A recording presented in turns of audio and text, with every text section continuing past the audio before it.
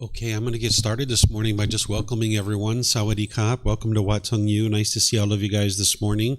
Welcome to everyone who's joining us online as well. Today is our group learning program where each Sunday and Wednesday I get together with students, helping them to understand the path to enlightenment. On Sundays, what I do is I do a talk from this book, Developing a Life Practice, The Path That Leads to Enlightenment, helping students to be able to understand the path that the Buddha taught, helping you to build a foundation. This is a 7-month program where I gradually walk students through this book, and you can actually acquire this for free by downloading it from our website. You can take it and go print it. You can get printed versions here by just reimbursing us for our printing cost, or you can get it on Amazon if you have access to Amazon. And then what I do on Wednesdays is I guide you in meditation, which we also do on Sundays as well, but I guide you in meditation, and then I open up to any and all questions that you guys might have. So just kind of like a free-form question and answer period on Wednesdays. We're going to be restarting this program on June 1st. So whether you'd like to attend here at the temple, or if you are traveling around or you live in a different country, you can actually attend online because we live stream all of our classes, and we have YouTube, Facebook, we have Zoom. It's even on our podcast as well. So you can join this program and learn all the foundational teachings that the Buddha taught to be able to guide you to enlightenment. What enlightenment is where the mind is peaceful, calm, serene, and content with joy. By the time you get to enlightenment, you no longer experience any discontent feelings. All the anger, sadness, frustration, irritation, annoyance, guilt, shame, fear, stress, anxiety, loneliness, boredom, shyness, resentment, jealousy, all these feelings in others are completely eliminated from the mind. And that comes through training of the mind. There aren't any beliefs in the teachings of the Buddha. So it's not about believing a bunch of things and then hoping something good happens when you die.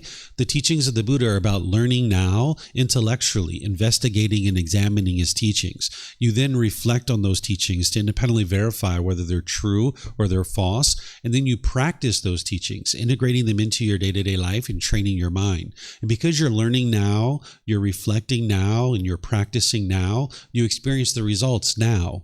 You'll see that your discontentedness will gradually diminish. Sometimes people think that the anger and the sadness and frustration and all these other discontent feelings is being caused by something external. You might have been in situations where you're blaming other people for the feelings that you're experiencing. But what you can learn through the teachings of the Buddha in a way that you can independently verify is that any feelings that you're experiencing are actually coming from your own mind. And that's why you can actually eliminate those causes and conditions that are producing the anger and the frustration and the stress and anxiety and the guilt and the shame and all these other feelings that are produced in the mind. And it comes through training of the mind. As I mentioned, there's no belief in the teachings of the Buddha. You need to be able to cultivate wisdom. What the Buddha is doing is he's teaching you about the natural laws, helping you to understand the world around you. And by understanding the world around you, you'll be able to navigate the world more peacefully. Because when the mind lacks wisdom, you'll struggle and you'll have difficulties in your day-to-day life. It's just like when we lacked wisdom of the natural law of gravity, we struggled. We had difficulties in our life. We fell down. We hit our elbows, maybe broke open our knees and we're bleeding.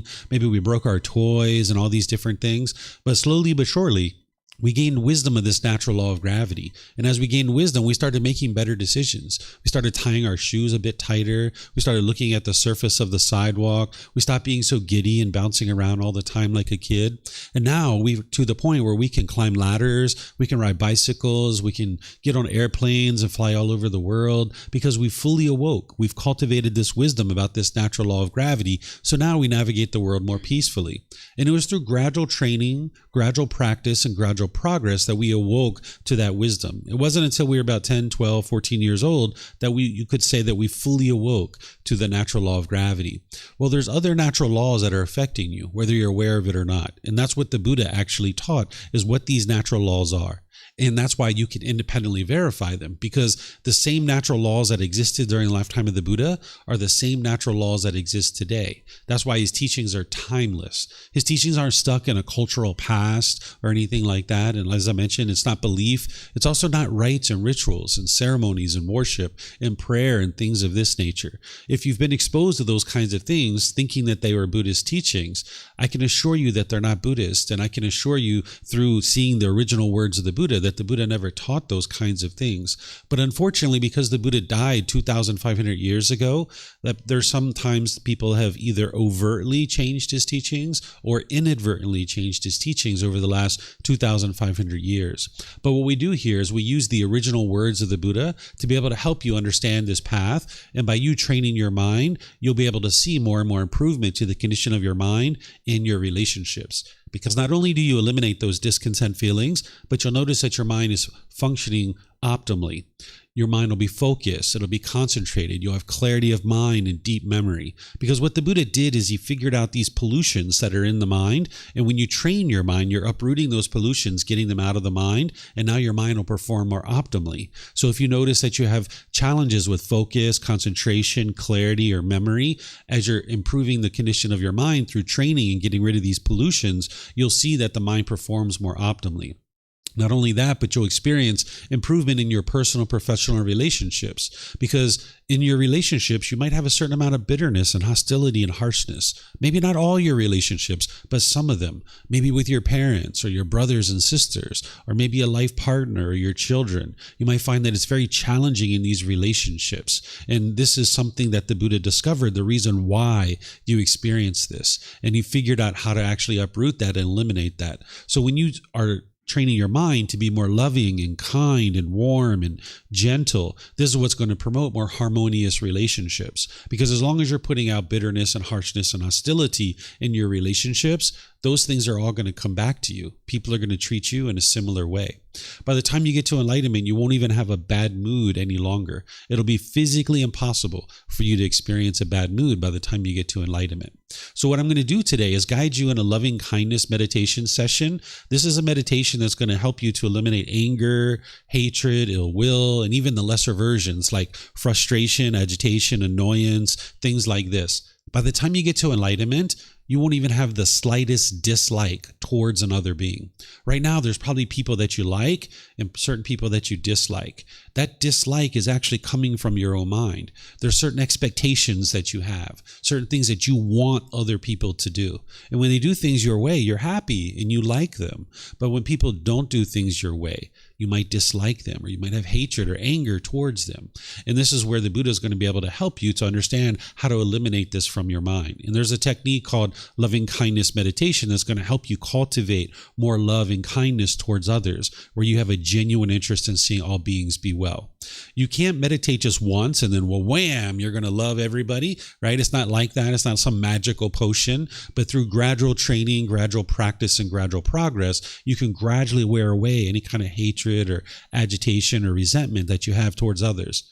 This meditation is also really helpful if you have like a negative self-talk within your own mind. If you have this inner dialogue where you're constantly degrading yourself, looking down on yourself, with diminishing thoughts or something like this, this will help you to have more love and kindness for this being, who you are as well. Because what loving kindness is a genuine interest in seeing all beings be well, including this being.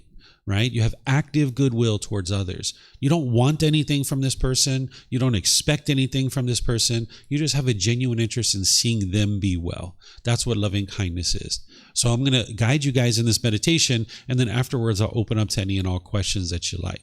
The way that we do this meditation is we start with some chanting. And I see some of you guys have the chanting sheets. If you would like the chanting sheets, they're over on the cabinet over there. You're welcome to help yourself and get a chanting sheet, because we're going to be chanting these chants as we ease into the meditation, helping you to get more benefit out of the meditation itself. During the lifetime of the Buddha, chanting was used as a way to commit the teachings to memory, because everything he taught was oral. The technology to write things down didn't exist in that region of the world when he was teaching. Now, you probably don't see writing something down as technology, but 2,500 years ago, that was technology to write things down. So everything he taught was oral. So every 2 weeks, the students would come together and they would recite his teachings orally so that they would be able to commit them to memory and then actually be able to practice them. So these chants, they're not a rite or ritual or a ceremony or worship or prayer or anything like that. You can see through the origins of chanting, there isn't anything mystical or magical about these chants. I don't even think the Buddha actually created these chants himself, because if you read the English translations, you're going to see a lot of appreciation, gratitude, and respect for the Buddha in these chants. And from that reason, I know that the Buddha wouldn't have created these, because that would be ego to say, hey, chant these things to me because I'm a Buddha and you need to respect me, right? And this is putting yourself above other people. But if you learn from a teacher how to move from the anger and the sadness and the frustration and all those other feelings to this peaceful and joyful mental state, which is a permanent mental state, and this teacher didn't want anything from you or expect anything from you, you'd probably have a lot of respect and gratitude for that person too. So I suspect that these actually came from his students, either during his life or after his death, because the Buddha wouldn't have taught people to chant things to him out of respect for him. So today we use it as a way to ease the mind into meditation, and you're welcome to chant along if you'd like. In terms of your body positioning for meditation, there's 4 positions to meditate in. And the Buddha taught these 4 because your body can't permanently be in the same position. You're going to need these different positions at different times. So oftentimes people are learning on the floor, but there's also the lying, standing, and the walking position. So there's seated, lying, standing, and walking. And you can sit on the floor, but we also have chairs. Maybe if you're at home, you're on a sofa or a bench or a wheelchair or something like this, you can really sit however you're comfortable. There isn't just one fixed way for everybody to sit. But I'll give you some guidance on the seated position that are just kind of suggestions for you to consider to help make yourself even more comfortable. If you're on the floor, you might have some cushions under your rear. This will kind of soften your seat a bit.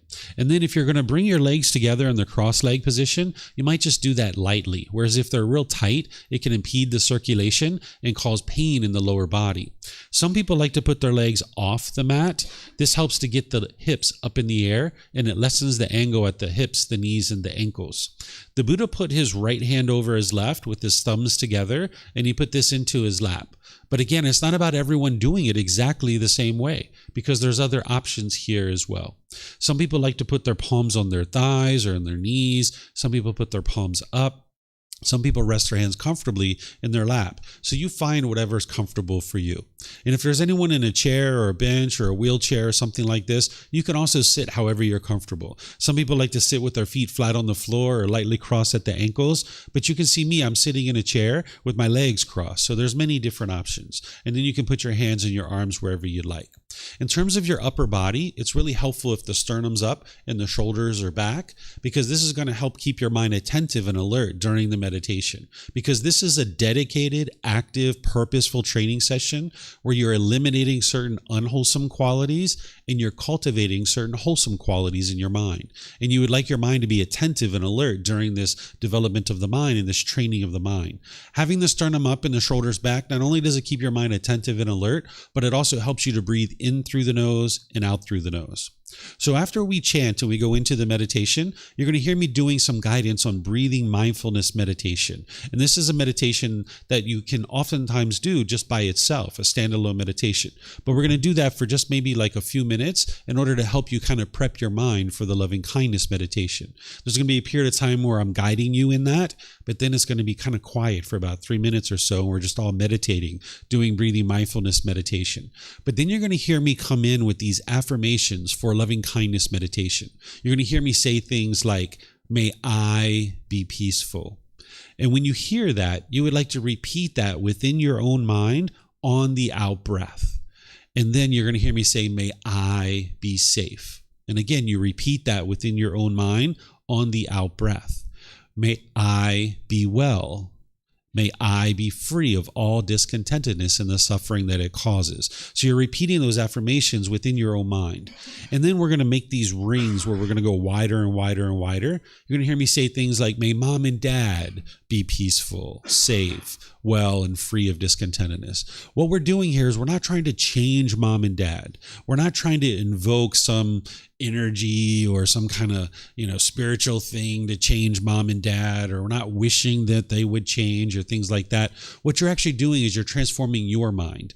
That in your mind, you're having these thoughts of mom and dad being well, being safe, being peaceful, so that now when you're around mom and dad, for example, you'll be more loving and kind. And that's what's going to change your relationships. That you do this meditation to kind of fill up the gas tank, and then you go out into the world and you're more loving and kind with the people around you. And that's what's going to actually transform your relationships. Through your intentions, your speech, and your actions, you interact with people in a better way. If you just did this meditation and that's it, you wouldn't eliminate your anger. You're going to need to go out into the world and be more loving and kind with the people around you. So we're going to do these rings where we're getting wider and wider and wider. And eventually we're going to get to all beings, where we're not leaving anybody out. All beings. Be peaceful, safe, well, and free of discontentedness. So as you do this, you gradually wear away your anger over time so that you can be more loving and kind with the people around you. So those affirmations aren't to change other people or to invoke any kind of supreme being or anything like this. It is in order to transform your mind. You can't change other people through your meditation. It's not possible. What you're doing is you're working on transforming your own mind, essentially rewiring it to be more loving and kind. Then we're going to go back to breathing mindfulness meditation for a short period of time. Then we're going to come out of the meditation with chanting. And then that's where I'll start and open up to any questions that you guys have about any aspect of Buddhist teachings or any challenges or struggles you're having within your own life and things like this. So if you'd like to join, as I mentioned, I'm going to start with the chanting. You guys are welcome to join in. And then I'm going to come back in with the guidance to help you.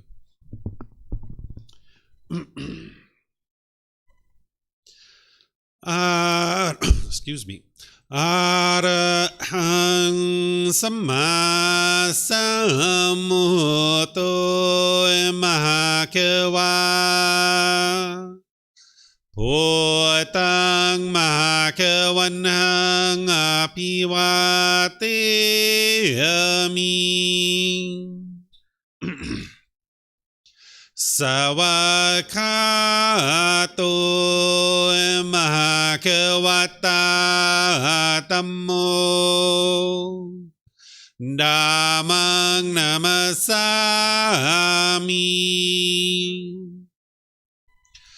Supatipano Mahakavato Sāvaka Saṅkho Saṅghang Namami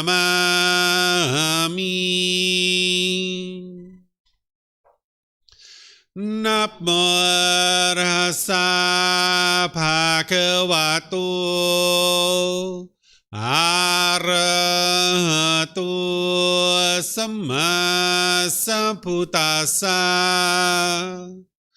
Namo Tassa Bhagavato Arahato Samma Sambuddhassa Namo Tassa Bhagavato Arahato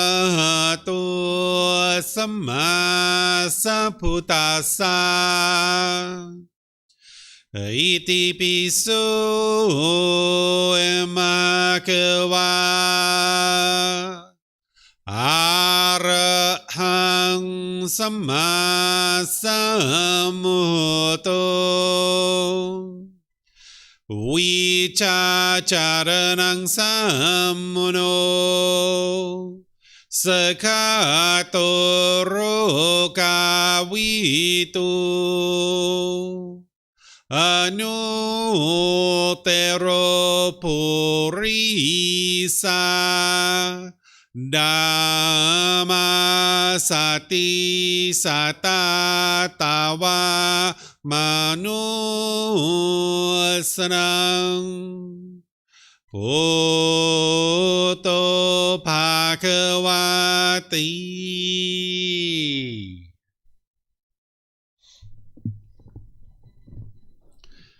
Okay, with the lower body and hands and arms comfortable,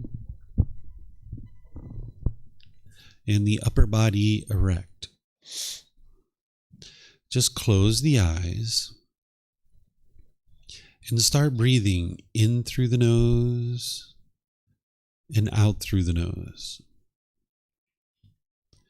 Here you're just looking to establish the breath. A nice, natural, steady, consistent breath. not forced or controlled, just a gradual inhale through the nose, experiencing the full breath.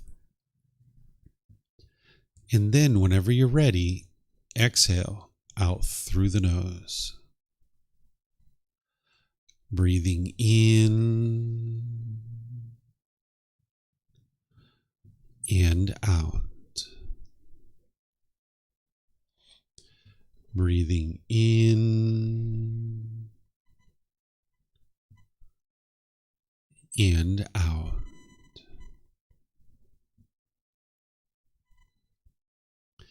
Your breath may not match up with the guidance that I'm providing, and that's okay.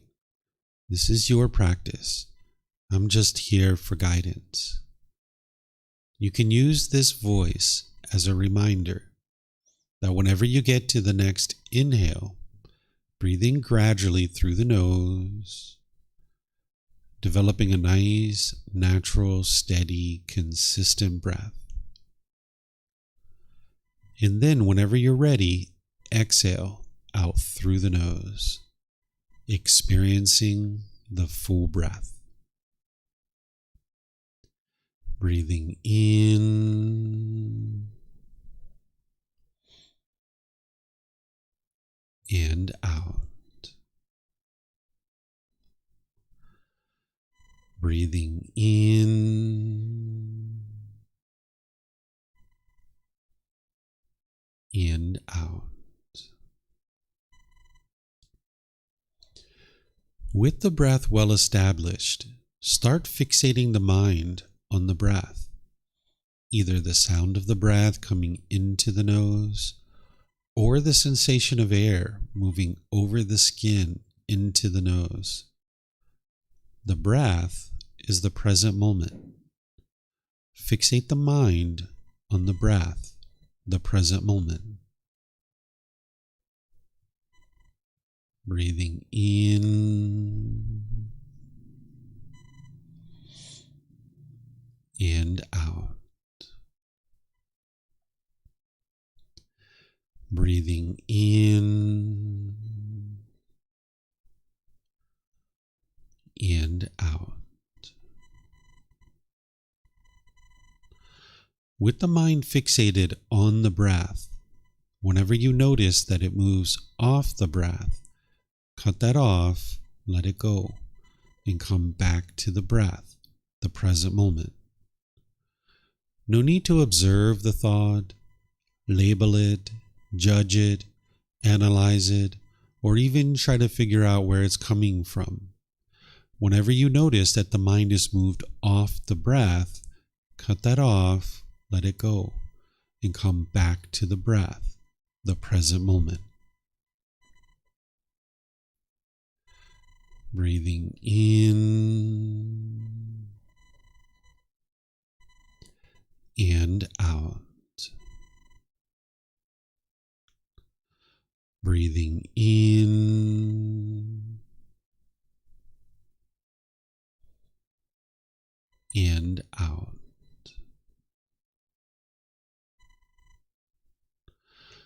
I'm going to be quiet now and let you do this work of focusing on the breath, cutting off and letting go anytime the mind moves off the breath. Then I'll be back with more guidance on loving kindness meditation. You have nowhere to go.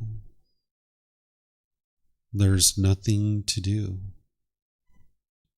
No one needs you right now. This is your time to focus on the breath. Breathing in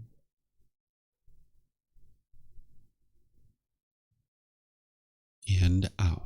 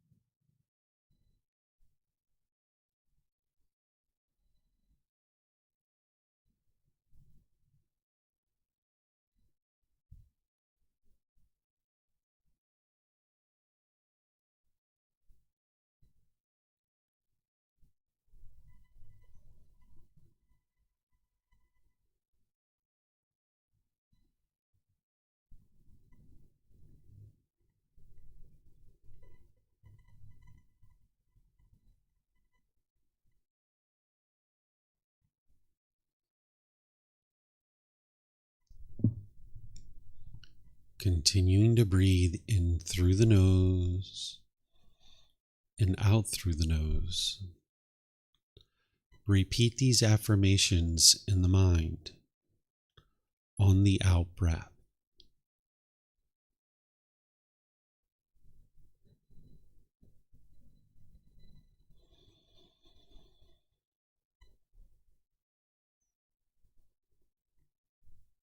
May I be peaceful.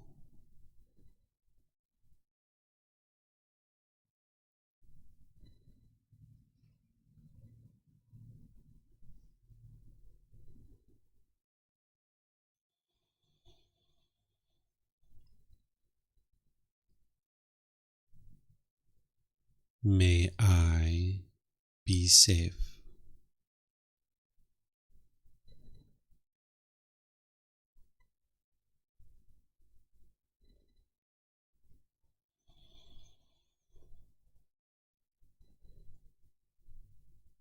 May I be well.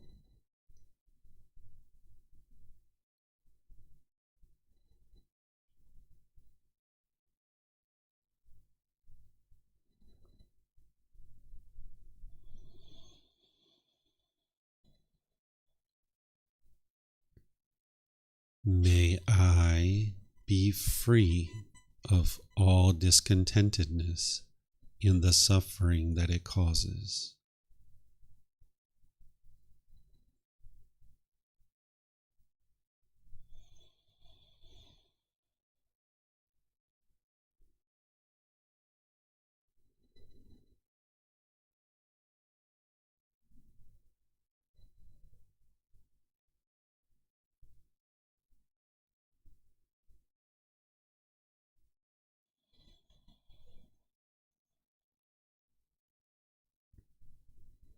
May Mom and Dad be peaceful.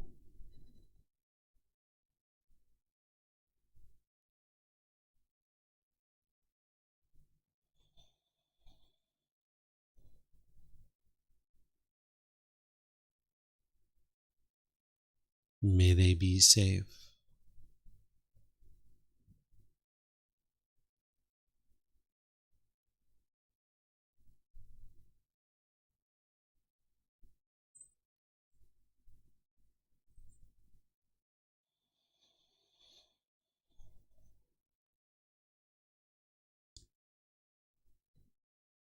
May they be well.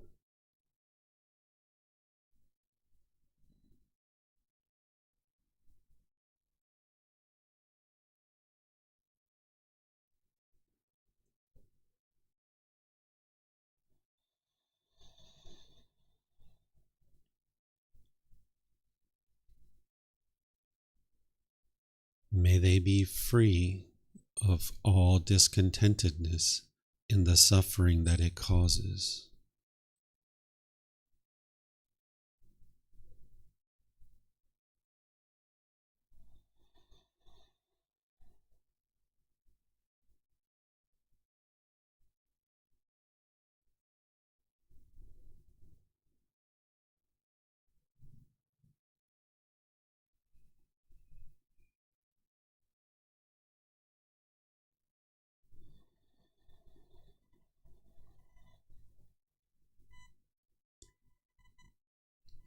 May my family, friends, neighbors, and co-workers all be peaceful.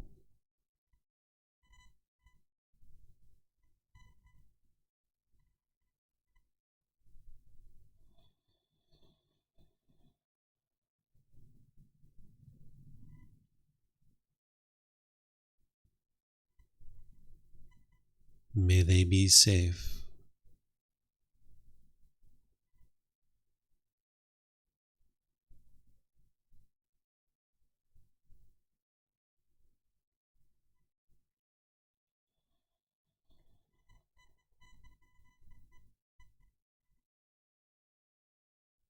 May they be well.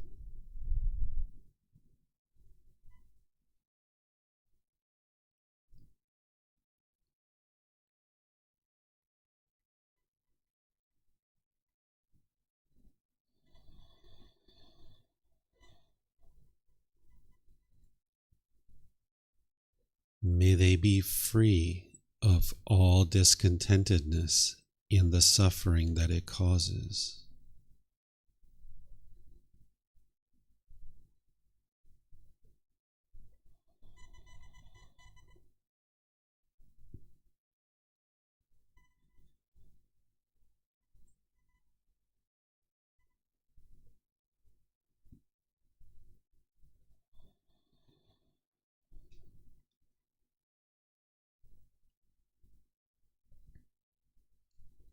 May all those who have caused me harm be peaceful.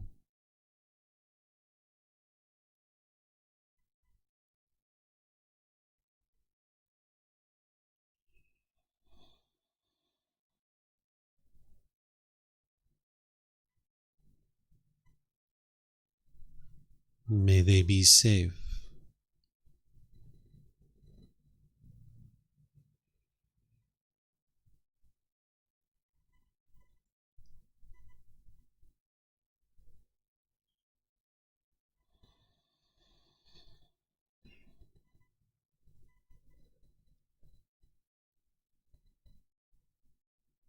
May they be well.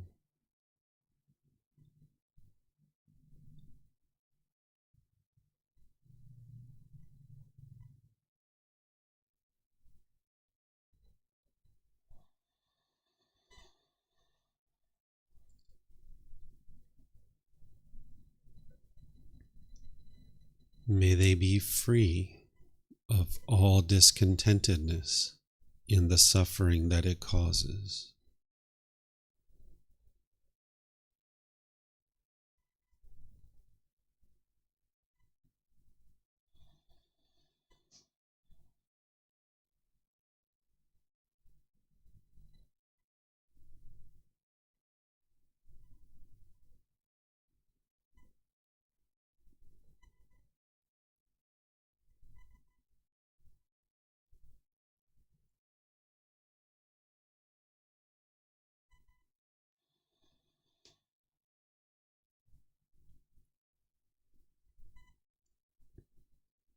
May all those who I have harmed be peaceful.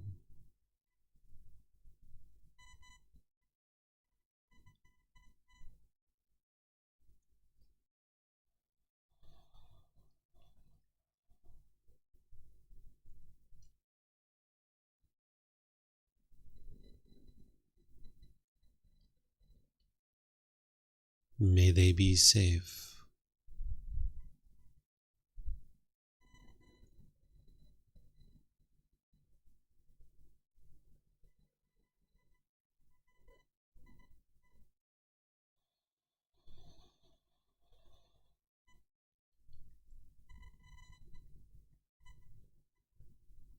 May they be well.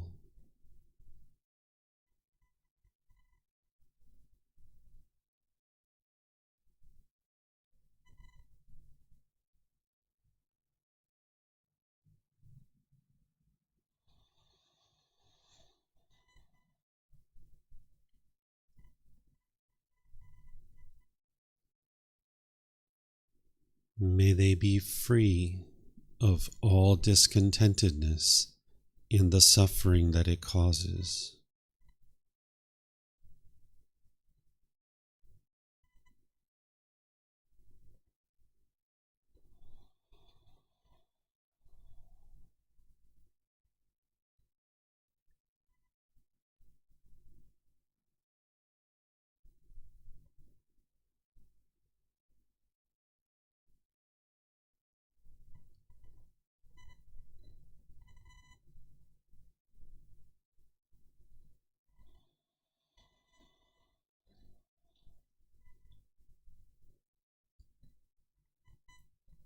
May all beings, wherever they reside, be peaceful.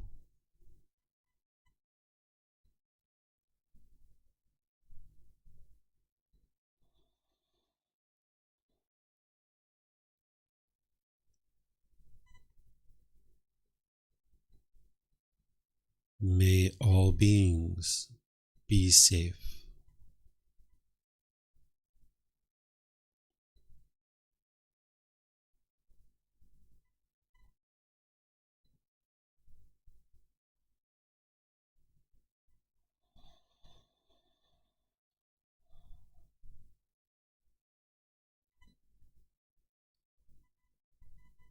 May all beings be well.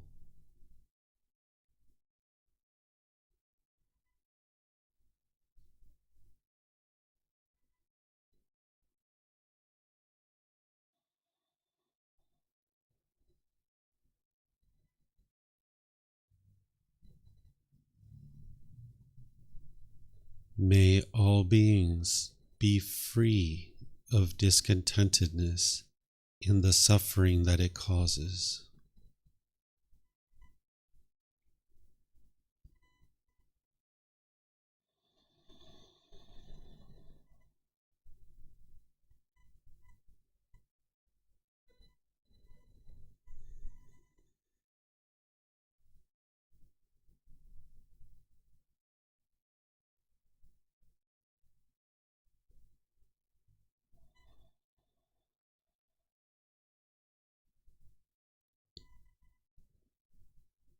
Now return back to breathing mindfulness meditation, focusing on the breath, cutting off and letting go anytime the mind moves off the breath.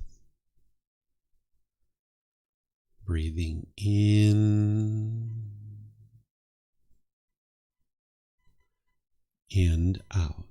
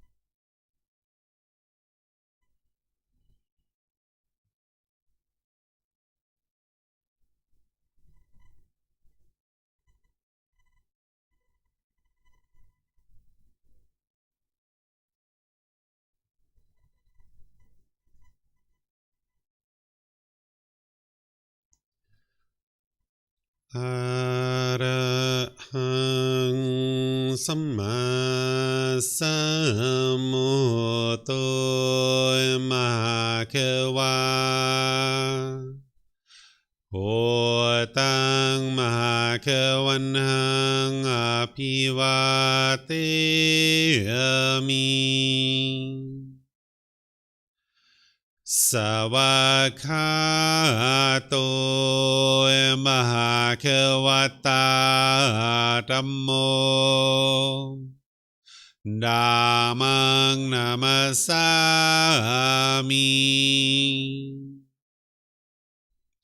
Supatipano Mahakavato Savaka Sangho Sanghang Namami Namo Rasa Bhagavato Arahato Samma Sambuddhassa Namo Rasa Bhagavato Arahato Samma Sambuddhassa Namo Rasa Bhagavato Arahato Samma Sambuddhassa Iti piso Mahakava Arahang Samma Sambuddho Vicacaranang Sammuno Sakato Rokavitu Excuse me, I'm gonna sneeze. Anutero Purisa Dhamma Sati Satatawa Manusarang Poto Bhagavati. Okay, if you guys would like to slowly make your way out of meditation. Once again, welcome to everyone. Nice to see you guys all here. Welcome to Wat Tung. Nice to see everyone online as well. As I was mentioning, this is our group learning program where each Sunday and Wednesday I come together with students, helping them to understand the path to enlightenment. This meditation that we just did is called Loving Kindness Meditation. And as I was mentioning it, it's helping you to transform your mind. There's nothing about this meditation that is changing other people or invoking anything to happen for anybody else. This is for you to essentially rewire your mind to be more loving and kind. And you can gradually wear away the roughness, the anger, the bitterness, the harshness, and the hostility in your mind. And this is a tool and technique that's going to be able to help you to do that.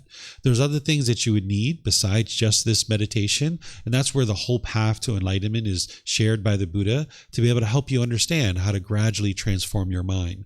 There's a core central teaching that he shares called the Eightfold Path. This is a teaching that you would need to learn inside and out, backwards and forwards, left, right, up, down. You need to memorize this, commit it to your memory, and using the original words of the Buddha, which this book series that I share is the original words of the Buddha, for you to be able to learn that, examine it, investigate it, to reflect on it, to independently verify it, and then also to practice it, integrating it into your day-to-day life. And when you're practicing these teachings and you're in situations where you know you used to get angry, you used to get upset and frustrated and agitated, but now your mind's not doing that anymore. You're peaceful and you're joyful. You'll know that it's these teachings that are helping to guide you to that. As I was mentioning earlier, oftentimes people think that it's other people who are causing you to be angry or sad or frustrated or agitated or annoyed. But through the teachings of the Buddha, you can see that it's your own mind. What the Buddha discovered is there's something in your mind called craving, desire, attachment. This is the wants, the expectations, the longing, the yearning, wanting things to be a certain way. And if the mind gets what it wants, it gets pleasant feelings. It gets happy or excited or elated or thrill or euphoria.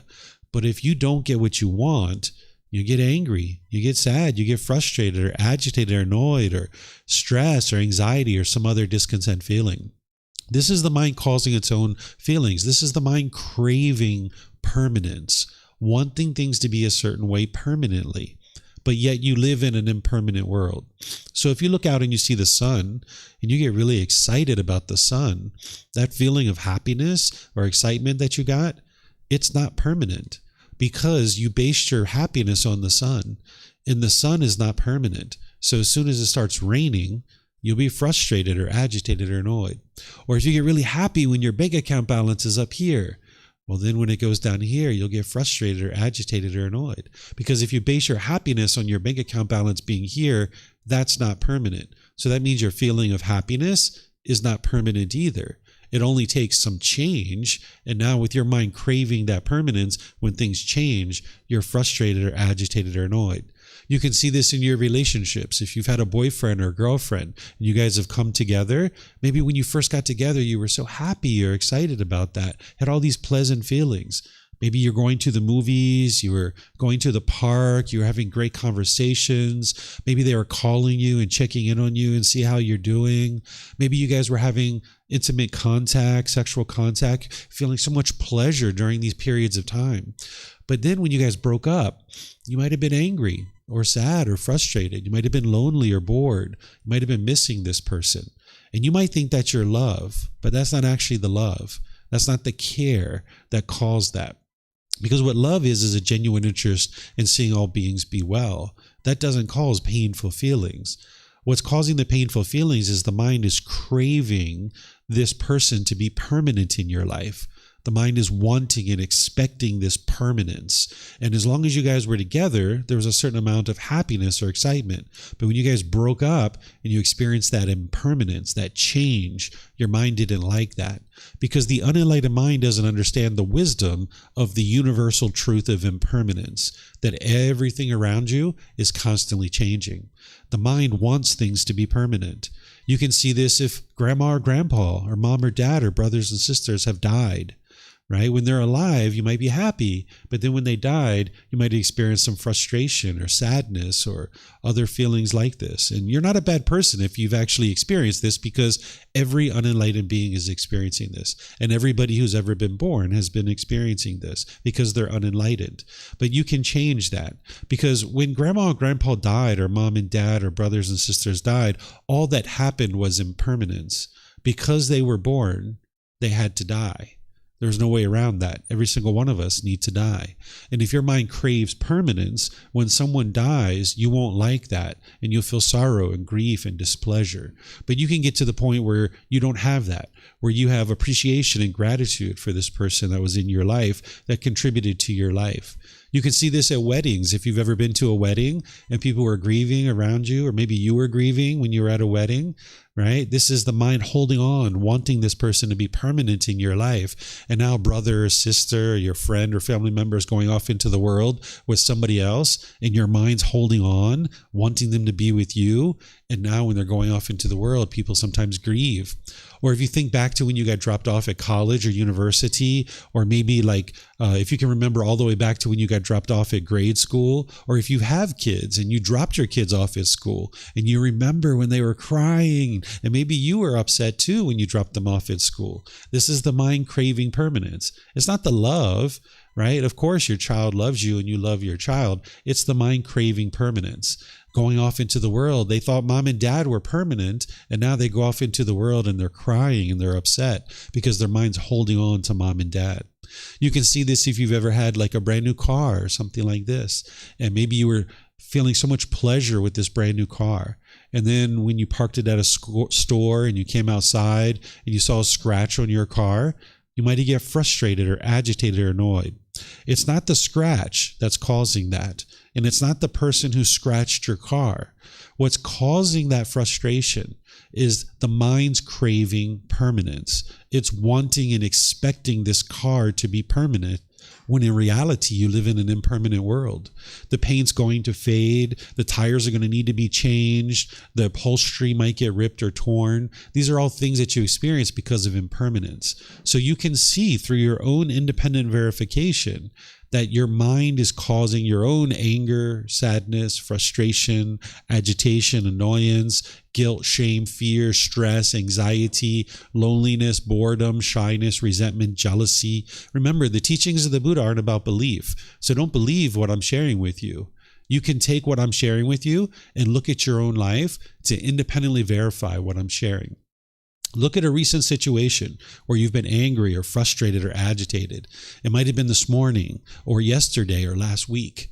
At that time, you might have been trying to blame somebody else, because that's what the mind typically does in the unenlightened state. It'll try to blame others for the painful feelings that you're having. But look at that situation with these fresh eyes. What was it that your mind wanted? What was it expecting? There was something that the mind was longing, yearning for, that it wanted to be permanent. And if you would have got it, you would have been happy. But because you didn't get what you wanted, the mind was angry or frustrated or annoyed. Take a moment and look at it. Maybe when you showed up to the airport, you were really excited to go to Thailand. You just couldn't wait to get to Thailand. But you showed up and your flight was delayed, or it was canceled, or maybe now you were frustrated and agitated or annoyed. It wasn't the airline company that caused that. It was your own mind. You were craving permanence. I want every single plane to take off at exactly the time that it's scheduled to take off. It's just not possible. There's going to be a maintenance issue with the plane. There's going to be a weather delay. There's going to be a crew issue. At some point, there's going to be some impermanence with this plane. But if you crave permanence, when you show up and your plane's delayed or canceled, you'll be frustrated or agitated. Maybe there's certain things you want mom and dad to do. And if they do those things, you're happy. But when they don't do them, you get angry or frustrated, right? Maybe brothers or sisters, maybe your boss, you want them to be a certain way. And if they're that way, you're happy. But if they're not, you're frustrated or agitated or annoyed. So you can look at your own life and you can see this and verify it for yourself. Because as long as you go around believing that it's other people who are causing you to be angry or frustrated, what the mind will typically do is when you're experiencing those painful feelings is you will push people away out of your life. You might have done this with friends or family members where you thought that they were the ones that were causing these painful feelings, and you might have pushed them out of your life. And you can see that that didn't work because you still get angry. You still get frustrated. If they were the real cause of your anger and frustration, when you push them out of your life, you'd be peaceful for the rest of your life. But that's not what occurred. When you push them out of your life, you still get annoyed. You still get frustrated or agitated. Or the other thing you might do when you think that the person is causing you to be angry or frustrated is you might be bitter and harsh and hostile to them with your intentions, your speech, and your actions. It's almost like an animal growling and roaring at another animal. It's like, "Rrr." It's like, do things my way. I want you to do it my way, right? This is the craving, the mind wanting things to be a certain way, trying to fear this other person into being the way that you want them to be. And oftentimes people don't like that harshness and bitterness, and they'll choose to leave out of your life. You've probably lost friends or colleagues or people like this because of that, right? Or the third thing that the mind will do when it doesn't understand that it's causing its own painful feelings is it'll tend to put its expectations on people and try to control people and force people to do things your way. And then again, the person will feel pressured and they might choose to leave out of your life or out of relationships. So if you're finding that you're having broken relationships over and over and over again, and there's certain challenges and struggles you're having in relationships, this can all be changed. All you need to do is cultivate wisdom, make different decisions, and you will experience different results. That's what the Buddha is guiding you to be able to see. And the very first thing he teaches you is how your own mind is causing these feelings. Because as long as you believe that it's other people causing these feelings, you'll never actually solve it. You'll be trying to change the outside world, trying to get other people to do things your way. And you could try that if you like. But there's 8 billion people in this world. You're going to have a massive training program to convince everybody to do things your way, right? Or you can just train one mind. There's one mind that you can train, and you can get to peace and you can get to joy. So the Buddha didn't go out into the world and train everybody to do things his way, right? He doesn't have rules and commandments. And if everybody does things this way, the world will become a better place. He didn't teach you the way the world should be. He's teaching you the way the world is. And by understanding the way the world is, awakening your mind to these natural laws, that's where you'll navigate the world more peacefully. Because just like you struggled and had difficulties with the natural law of gravity, There's other natural laws that the mind struggles and has difficulties with. And that's where the stress and the anxiety and the frustration and agitation is coming from, because the mind's living in a world that it doesn't understand.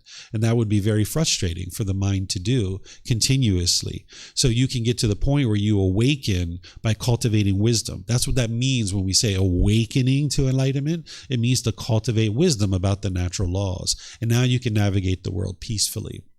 So that's what the words of the Buddha are for, is to guide you in understanding these natural laws. And that's why you don't believe them. Because with belief, you don't know what's true or false. You're just believing it because somebody convinced you to believe it, or you convinced yourself to believe it. But what you need to be able to do is get to wisdom and cultivate wisdom about these natural laws. One of the main natural laws that you're cultivating wisdom about is called the natural law of karma. Some people call this karma. You might have heard this word. It's essentially the same thing, just different languages. The original words of the Buddha are in the Pali canon, or the Pali language. So people who study those teachings will typically use the word karma. If this translated to just one English word, I would just use that word because it'd be easier for everyone.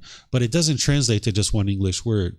What it means is cause and effect, or action and result, the results of your decisions. When you make decisions wisely, you will experience wholesome results, or wholesome karma. And when you make decisions unwisely, you will experience unwholesome results, or unwholesome karma. So with a lack of wisdom of this natural law, you will go around the world thinking you're making all the best decisions in the world, but in fact, you're actually making decisions through your lack of wisdom of this natural law, and you'll experience difficulties and struggles in the world because the mind is making unwise decisions without even realizing it. That's what we did with the natural law of gravity. We didn't even realize we were making unwise decisions. We just kept falling down as a child because we didn't understand this natural law of gravity, right? So when you awaken to this natural law of karma, of cause and effect, or action and result, you can see that it's your own decisions that are leading to any particular result that you experience in life. Sometimes people think that what you're experiencing is good luck or bad luck or destiny or fate. Or sometimes people think there's a being controlling you, or some kind of entity controlling you of what you experience at any given time. But if you look at this closely, you can see that this isn't true. When you make decisions, you're going to experience a certain result. It's cause and effect. And if you can't see that everything that you're experiencing is a result of your decisions, you can start asking yourself questions. You can ask yourself, who chose to sit where you're sitting right now? Who chose the hairstyle that you're wearing? Who chose the clothing that you're wearing? Who chose your job or occupation? Who chose the location where you live? Right? We could go on and on and on. All these things are your choices, your friends and the people you spend time with. These are all choices that you're making. So if there's anything about your life that you don't particularly care for, all you need to do is cultivate wisdom, make different decisions, and you will experience different results. But if it's everybody else that's causing me to experience what I'm experiencing, or if it's good luck or bad luck or destiny or fate or some being or entity that's controlling me, I'm locked in. I can't change any of that stuff. There's nothing I can do to change my life, right? But if you come to terms with what really is truly happening, which is the results of your decisions, now if there's anything that you don't particularly care for about your life and you would rather not occur, all you need to do is cultivate wisdom, make different decisions, and you'll experience different results about what you experience. Because by the time you get to enlightenment, not only is your mind completely peaceful and joyful and experiencing all those benefits that we talked about at the beginning of class, but you're only experiencing wholesome results. You're not experiencing any difficulties and struggles in your day-to-day life by the time you get to enlightenment. Right now, there's probably certain challenges and difficulties and struggles that you experience. And that's just because the mind lacks wisdom. If you cultivate wisdom about these natural laws, you can work through all of that and your life can be at ease. And that's where the teachings of the Buddha are for. So the teachings of the Buddha are here to help you heal from what hurt you so that you never need to hurt ever again. Right? I'll say that again. The teachings of the Buddha are here to help you heal from what hurt you so that you never need to hurt ever again. But what's hurting you is not the outside world. It's what's going on in the inner world. And you can change that. You can completely change all of that. Right? So what I do on Wednesdays is I open up to any and all questions you guys have. I just give you guys a little bit of a taste of the teachings of the Buddha so you'll understand a little bit about what they are. Because some of you guys, you may not have ever even been exposed to the teachings of the Buddha, or maybe you were exposed to other things like rites and rituals and ceremonies and worship, and those things aren't the teachings of the Buddha. His teachings are to help you cultivate wisdom about the natural world around you. So on Wednesdays, I just open up to any and all questions, and whenever I'm teaching any other times, I open up to questions too. But today it's just kind of like a free-form question day. If you guys would like to ask questions here at the temple, we have microphones in the white bowl there in the middle of the room. If you guys could get a microphone, you press the gray button, you'll see the lights come on, you just hold it up to your chin, and we'll be able to hear you here at the temple, and they'll be able to hear you online as well. If you spoke here without a microphone, the people online won't be able to hear you. And if you get a microphone, you can just take it back to the seat where you're at, and you might have more than one question, or someone around you might have a question, and you can share the microphone. For anybody who's online, if you guys would like to ask questions, you can put that into Facebook, YouTube, or Zoom in the comment section, and I'll be able to see that. Or you can electronically raise your hand in Zoom, unmute your microphone, and then you'll be able to ask your question. We'll be able to hear you here at the temple, and they'll be able to hear you throughout the live stream as well. So is there anybody here or online that has a question about any aspect of the teachings of the Buddha, anything you're seeing here in Thailand about the temples, any challenges or struggles that you're having within your own life or anything like this? You're welcome to ask anything and everything that you'd like.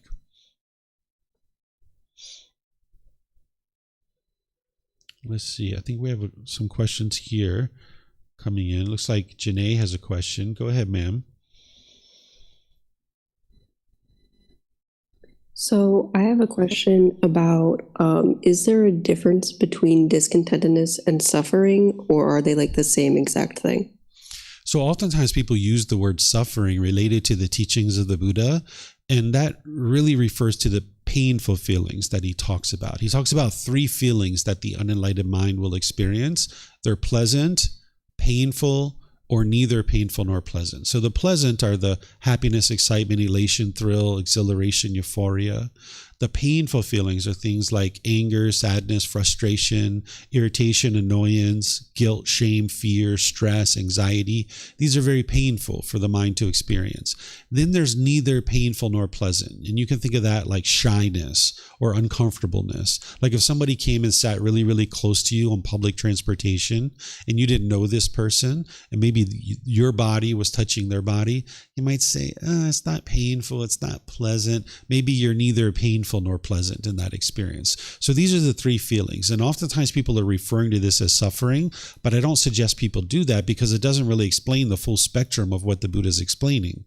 Because if your boss came in and said, hey, I'm going to give you a raise, and you got really excited, you probably wouldn't say you were suffering, right, in that situation. Or if somebody came and sat close to you in public transportation and your body was touching their body, you probably wouldn't say you were suffering in that situation. So the suffering explains the painful feelings really well, but it doesn't explain the pleasant feelings and the neither painful nor pleasant. These are what's called conditioned feelings, that the mind is forming some feeling based on a condition, that there has to be some condition met in order for you to experience these feelings. So for example, with happiness and excitement, it's kind of like, if the weather is this, if my boss does this, if my bank account is this, if my mom and dad do this, then I'll be happy, right? So you got all these conditions. So that means like your happiness becomes less and less and less and less. And then the sadness is occurring the same way because you're not getting those things fulfilled. So now the mind experiences a sadness, anger, and frustration.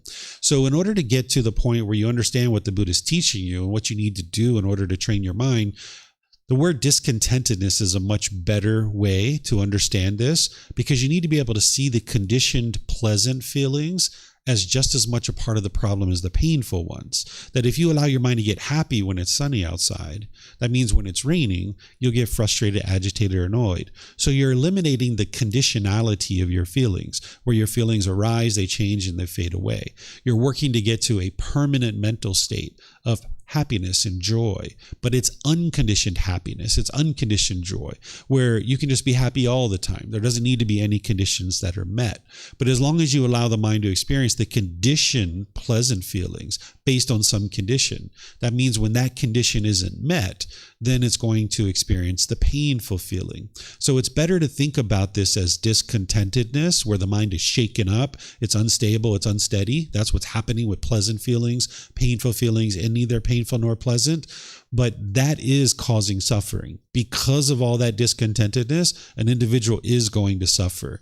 But when you train your mind to not do this, when you train your mind to just be inwardly peaceful and joyful all the time without any conditions being met, now you can just always be happy. You can always be joyful. You're beyond these conditional feelings of going up and down and up and down. And that's what an enlightened being is experiencing. So they are different, Janae. Suffering kind of refers to the painful feelings really well, but discontentedness really refers to what the mind is experiencing when it's having craving, desire, attachment, that it's shaken up, it's unsteady, it's unstable. Okay, I also have another question, which is, so is it true that like God knows everything that is like going to happen in the future and everything? So in the teachings of the Buddha, he teaches about God. This is one of the things that people misunderstand. They think that the Buddha didn't teach about God. He does. He teaches about God. You can see it in his teachings, but it doesn't make God a central role in his teachings, because it's not God who determines whether you get to enlightenment or not. It's you. It's your decisions that determine that. So he teaches about this being, and he does describe him as the all-knowing and all-powerful. And if you ever have any interaction with this being, you can know that to be the truth for yourself. Not everybody has had interaction with this being, but it is possible that you can potentially have interaction with this being at some point in your life. And if you ever have that interaction, this being is the all-knowing and all-powerful being, but this being doesn't control you. It doesn't force you to do anything whatsoever. You have complete free will to do everything and anything in the world. And it's your own free will that's going to determine any particular outcome about what you experience in your day-to-day life. So like he knows like how your Dhamma will unfold just because he knows it. Yeah, he's the all-knowing, all-powerful. I refer to this being as a he. Some people might refer to this being with a different gender, but any interaction I've had with this being, I consider it to be a male being, but that's something for you to decide for yourself. But this being, yes, he has this all-knowing, all-powerful. He knows everything that's going to happen from the beginning of time to the end of time. But this being isn't attached to us, because sometimes people say, well, if this being is all-knowing and all-powerful, how could this being allow murders to happen? Or how could this being allow rapes to happen and stuff like this, or child abuse or things like this? Well, this being isn't the one who's causing any of that stuff. It's us. It's individuals that are choosing to do unwise things that are leading to any particular result. If this being was controlling us about what we experience in day-to-day life, none of us would be interested in living in that world. I mean, think about it. Just your mom or dad try to control you. You're like, get away from me. And I don't want you to try to control me. Or your boss comes in and tries to tell you what to do. You're like, I don't need you around. Like, you might be bitter or harsh or hostile about that, right? So this being God, it's not trying to control us or force us to experience any particular thing, but it does know everything that's going to occur. It's just that this being isn't attached to us. Because I'll give you guys an example. Like my son, when he was an infant, I was at home one day watching him, and he kept going over to the stove and trying to touch the stove, and the stove was really hot. And I kept restraining him from doing this. I kept pulling him back, and I was talking to him, and I was like, no, you can't touch the stove. The stove is hot. You're going to get hurt. I'm trying to talk to this. I think he was like 1.5, 2 years old at the time. And I was trying to explain it to him, and I kept restraining him, but he kept wanting to go over to the stove because he didn't have the wisdom of what was going on there. So eventually I just let him go over to the stove, and he got over to the stove and he felt the heat and he pulled his hand back and he never touched the stove ever again. Right? So if God controlled us, every time we were headed for something that's unwise, if God controlled us and restrained us, we would just keep doing that, trying to do that thing over and over and over again, because we never cultivate the wisdom of how unwise it is to do that particular thing. So as a wise individual, this being God, we have free will. We can do whatever we like, but it's our wisdom or lack of wisdom that is going to produce any particular results in our life. This being isn't controlling us and attempting to restrain us from all of the unwise decisions that we make. Instead, it's allowing us to cultivate wisdom to know what is wise and unwise. And it's up to us to cultivate wisdom about this natural law. So how is it that being already knows what's going to happen, then how is it still our choices and decisions to do it? It's still cause and effect, cause and effect, cause and effect. It's still our choices, but this being is aware of all of these choices. It's just like some psychics or fortune tellers. And I don't necessarily recommend that people indulge in that kind of thing, but there's people that can know the future of what is actually going to happen at some point in the future. So it's the mind being able to see a certain point in the future, but there's still cause and effect that's happening to be able to get to that point. Okay, thank you so much. You're welcome. Okay, it looks like, yeah, you have a question, ma'am? Yes, ma'am. There's microphones right there next to you.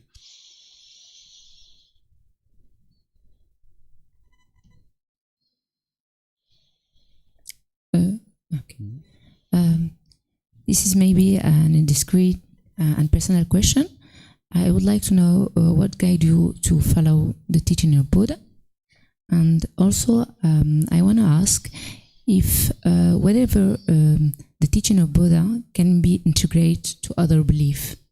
Sure.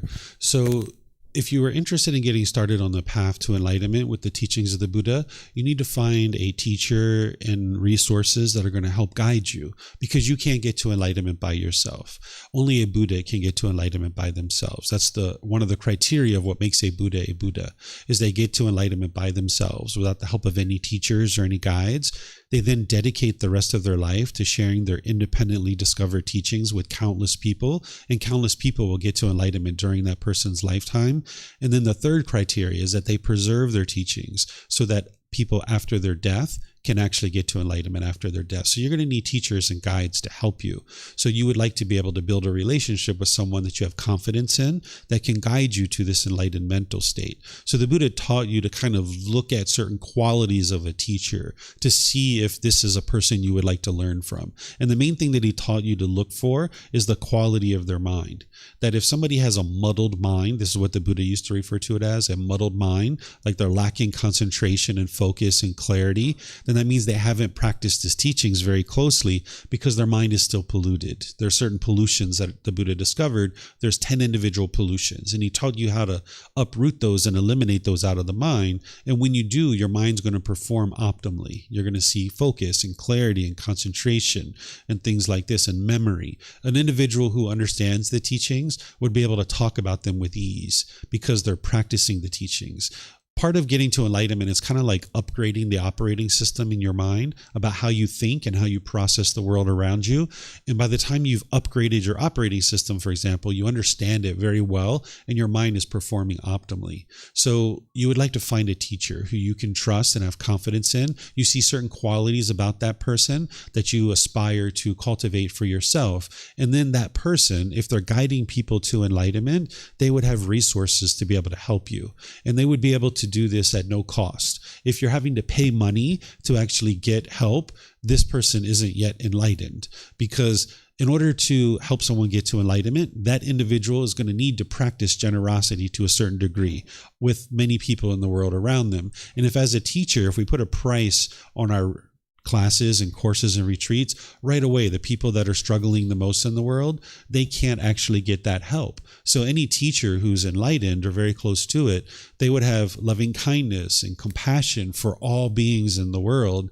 And they would like to see every being that is possible to be able to get to enlightenment. So as soon as you put a price tag on a course, now the people who are the most disadvantaged in the world, that are struggling the most, that could probably use these teachings the most, they can't get access to those teachings. So you would see that a teacher who's sharing these teachings in the way that the Buddha taught would do so without any expectation of anything in return. They would just be willing to share and give. They would have books and resources and classes and courses and retreats and personal guidance and things like that. So that's the way you get started, is you find a teacher. And if you'd like to learn with me, you're more than welcome to. I have all these resources to be able to help you, whether you're here in Thailand or you're somewhere else, and it's all available at no cost. And there's other things that you would look for in a teacher as well. And in this book, I think it's chapter 3, that I put how to determine whether someone is enlightened or not, and how to determine whether or not you would be wise to study with a particular teacher. Because there are certain questions that you can ask people to determine whether or not they're enlightened or not. Because you would like someone to be either enlightened or very close to it in order to study with them, because then they can guide you to enlightenment.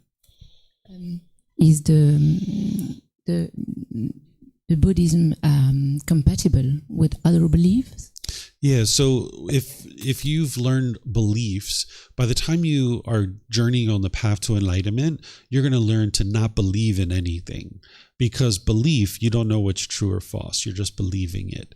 Either you were convinced to believe it by somebody, or you convinced yourself to believe it. Did you grow up with Santa Claus in your country at all? You didn't? No, I'm a Muslim. Oh, okay, you're Muslim. Okay, perfect. So some of us grow up with the idea of Santa Claus, and this is a belief that we have as a child. And Santa Claus is bringing these presents at Christmas time and putting them under the tree. And in reality, it's your parents that are doing this kind of thing, right? And then this is kind of motivating you to be a good boy or a good girl all throughout your year, because, you really want to get those presents from Santa at the end of the year.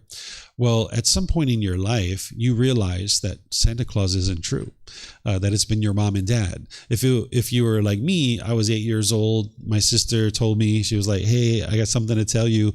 Mom and dad were eating those cookies last night that we left out for Santa Claus. There's no such thing as Santa Claus. And my whole world was shattered, right? I was just so upset. And my parents have been lying to me all this time. And I thought it was the worst thing ever that Santa Claus didn't exist. And my mind was all shaken up.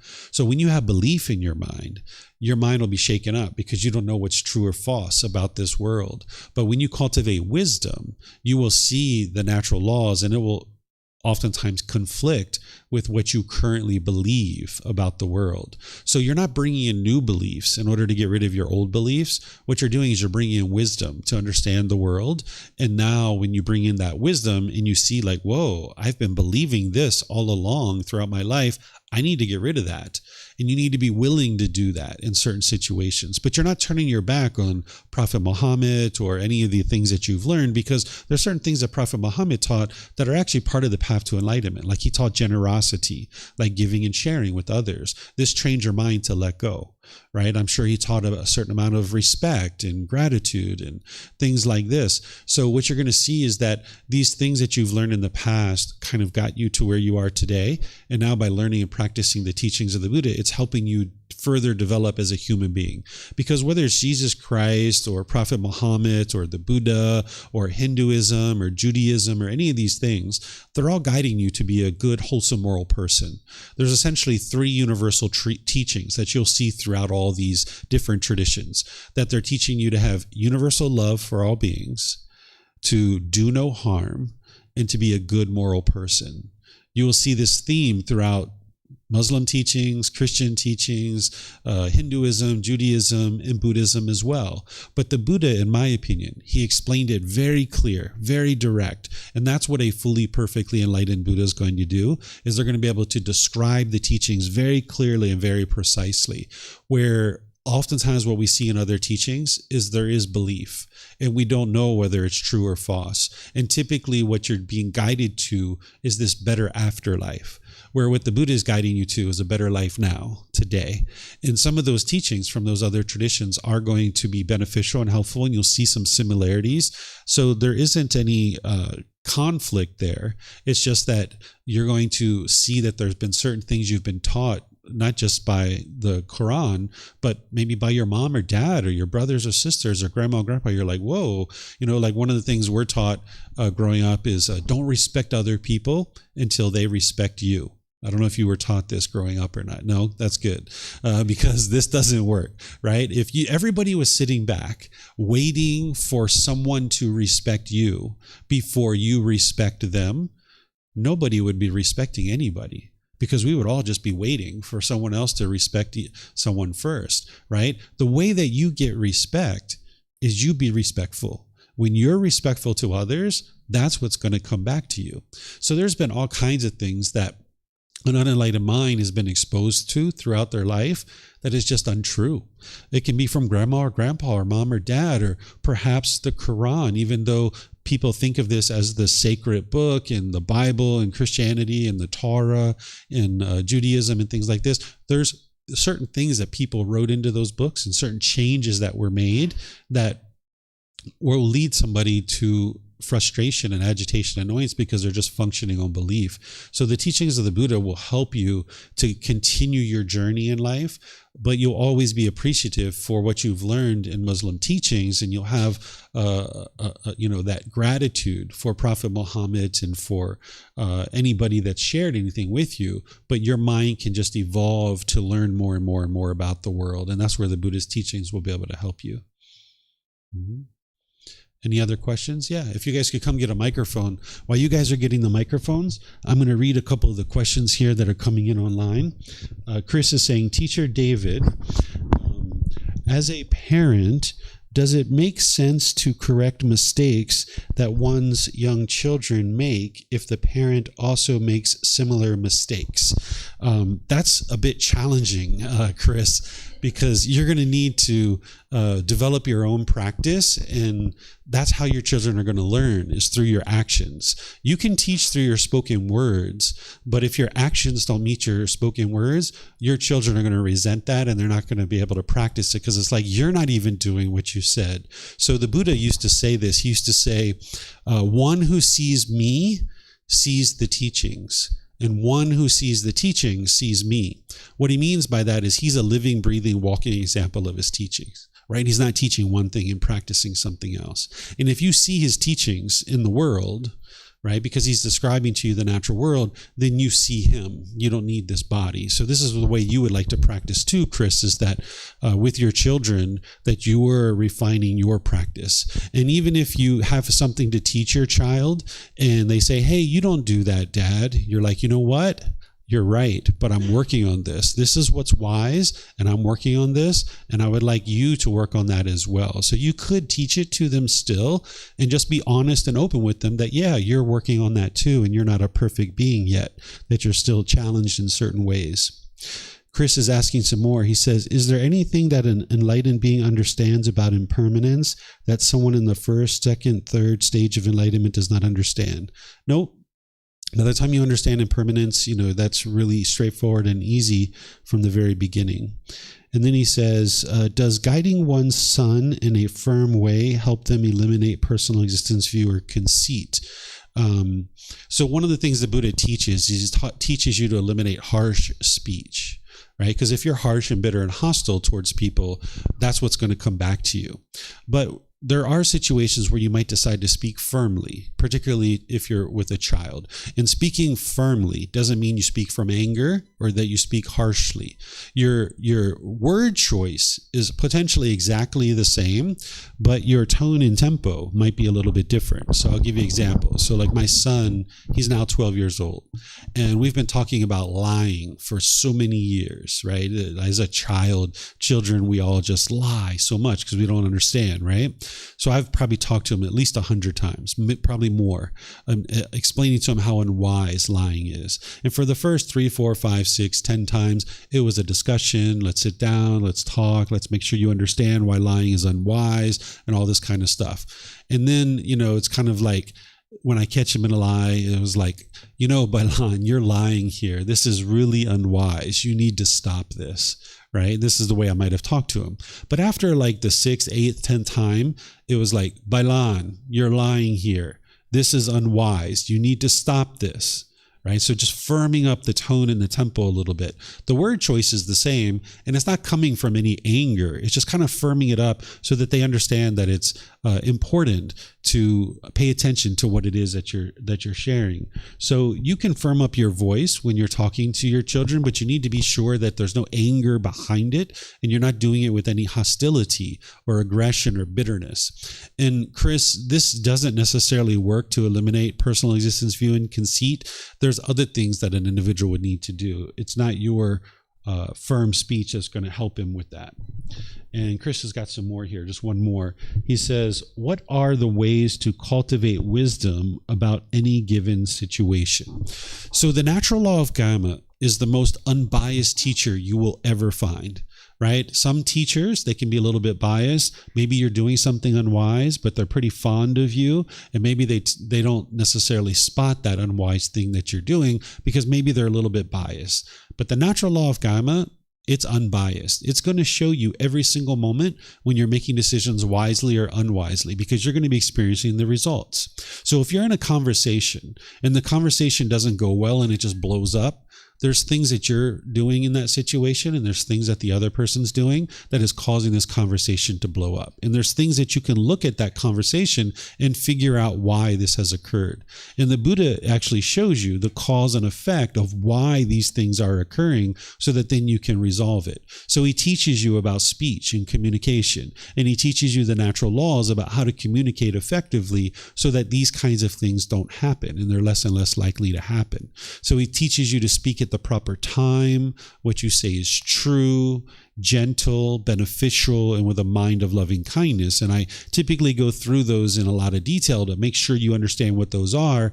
And the more that you practice them, you will see that in your relationships, they really blossom. Because if you're not speaking at the proper time, that means you're probably interrupting people, or your mind is angry and frustrated and you're talking, and now just anger and frustration is coming out. Or maybe the other person is angry or frustrated and now you're talking when they're angry and frustrated and the conversation doesn't go well. So that's speaking at the proper time. And if you weren't doing that, if you were interrupting, if you were angry yourself or the other person was angry, there's more likelihood that this conversation isn't going to go well. Or if you're not speaking the truth, there's falsehood. Or if you're not speaking gently, if there's harshness and bitterness in your tone or tempo or word choice, this conversation might not go well. Or if you weren't speaking beneficially, there isn't a benefit behind it, a purposeful speaking, clear and concise. That's what the Buddha teaches you. Or with a mind of loving kindness, which is a genuine interest in seeing this being be well. The opposite of that would be inner hate. So the way that you cultivate wisdom, Chris, is that you look at the situations that you're experiencing and you look at the results that you're experiencing in life, and where you're experiencing unwholesome results, there are certain decisions that you're making that are leading to that, and you would like to cultivate wisdom through the teachings of the Buddha, but then you don't believe those teachings. You learn them, you reflect on them to independently verify them, and then you practice them in your day-to-day life. And as you're practicing them and you see that they're actually working in your day-to-day life, that's where you have complete wisdom. So that's where I know like the 5 factors of well-spoken speech are 100% the truth, because at one time I didn't speak that way and I had difficulties and struggles in my relationships. And then as I started practicing them and I brought my practice up to that point, now 99.99999% of the time, I have very wonderful, lovely conversations. On my side, it's always 100%. But there's a rare situation where someone might come here and a student might be, that isn't even actually a student, they might have just stopped by and they might be bitter and harsh and hostile about a certain thing. And that's what's going on in their mind. It's nothing that I've caused. It's what's going on in their mind that's causing that.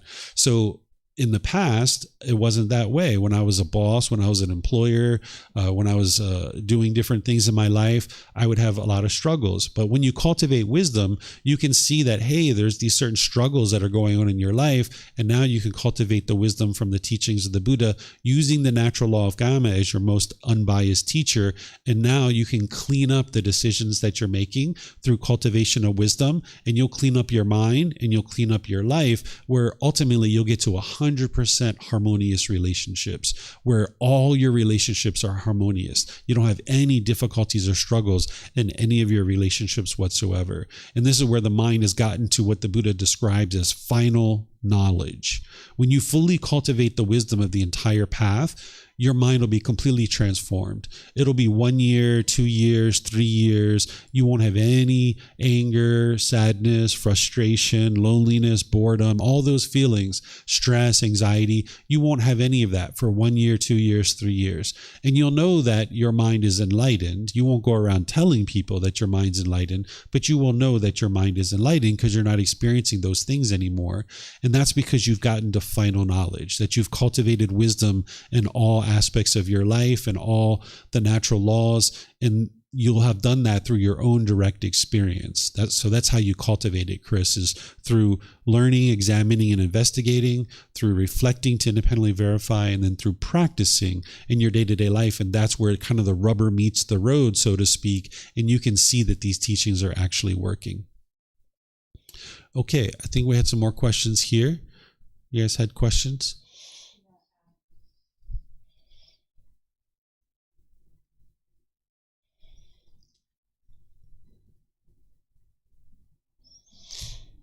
The gray button, you just press it and hold it. There you go. Hi. So I'm neurodiverse. So it's difficult for me to just get into the meditation and to draw your attention to the breath. Even that just frustrates me. When you say you're neurodiverse, can you explain to me what ADHD. Oh, okay. Yeah. So you're like lacking concentration and Yes. focus. Okay. Yes. So oftentimes people think that this is a biological issue. Sometimes people think it's a defective brain or a lack of chemical imbalance or something like this. This isn't actually true. The symptoms that you're experiencing, which is the lack of concentration, that's true. You know that you experience that.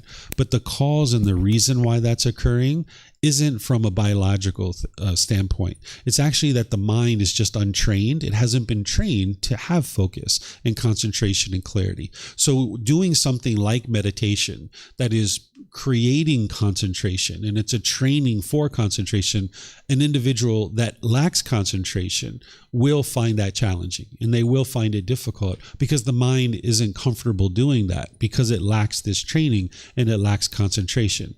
It's kind of like if somebody had very weak arms and they went into a gym and they started to try to exercise with weights, they would find that very uncomfortable because their muscles just haven't been very well developed. And now lifting this weight is very challenging.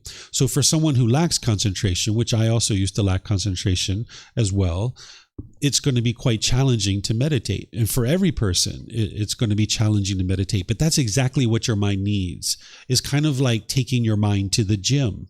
That each day through meditation, you take your mind to the gym, you exercise your mind with meditation.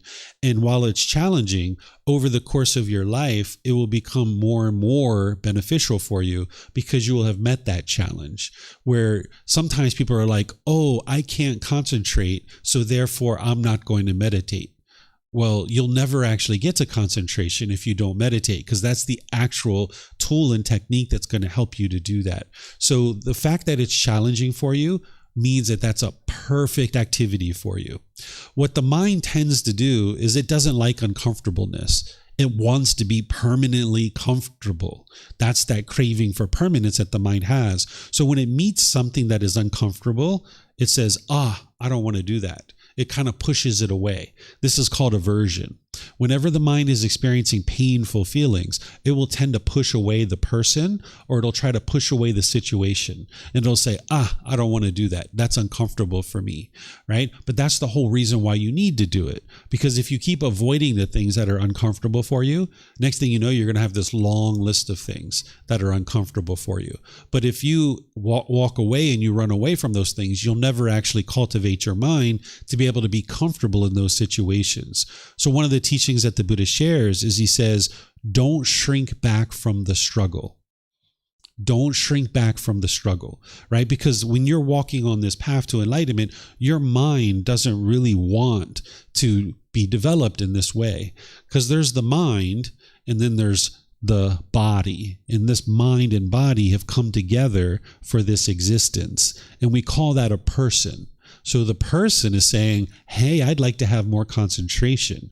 And the mind's like, nah, we're just going to sit here and we're going to be kind of complacent and we're going to be lackadaisical. And the person's like, no, we need to get some more concentration here, right? And the mind's like, nah, I'm not doing that, right? It's kind of like a wild animal in the forest. The animal trainer comes and the wild animals run, right? So what you would like to do, the person, is look at the mind and say, hey, we need some training here. I'm not going to live the rest of this life with you lacking concentration. And now let's do this activity. Let's learn these practices so that we can train and you can feel more comfortable and you can feel better. Whereas if you run away, if you shrink back from the struggle, you'll never actually get the benefit that you need in order to improve the mind. So what I teach people to do is turn around and walk towards the struggle, because the only thing that's lacking is just training of the mind. That's it.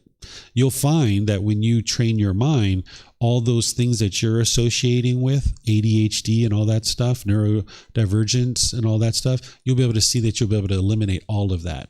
Because I had a lot of those diagnoses as well, and I used to take medications. I was able to get rid of all of that through training the mind and be able to completely transform it. So you can do the same thing. We're the same, right? So that's what I would encourage you to do is, if something's challenging, walk towards it, right? Like, let's just say somebody is like afraid of large crowds and they don't ever want to be around a large crowd and they're trying to avoid large crowds. You'll never eliminate that fear or that anxiety of being around large crowds by avoiding it. The way that you actually eliminate it is you go around large crowds and you put your mind in that situation. And now you get more and more comfortable. Modern therapy, they call this exposure therapy. You expose the mind to the things that it finds to be difficult and challenging. And now when you expose the mind to that, then it gets more and more comfortable in that situation. So because meditation is uncomfortable, you would be wise to do it. And that's actually going to help you. Mm-hmm. More? Yep.